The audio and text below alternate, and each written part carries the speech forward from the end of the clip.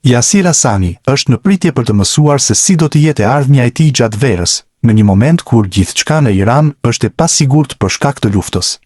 Futbollisti i cili është në kontratë me Esteghlal ka pranuar se ka oferta të rëndësishme për t'u larguar, por nuk e ka vendosur ende nëse do ta bëjë një gjë të tillë.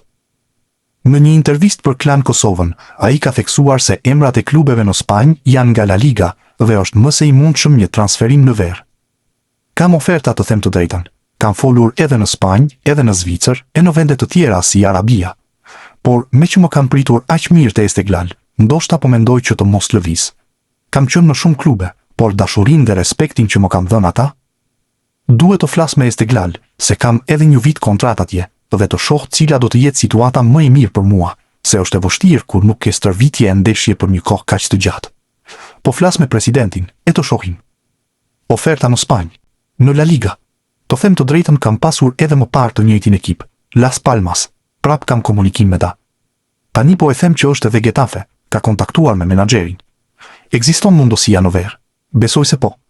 Por po qetësua situata në Iran, do e kisha po menduar 2 herë, vetëm nga dashuria dhe respekti që më kam dhënë tifozat atje, tha Hasani.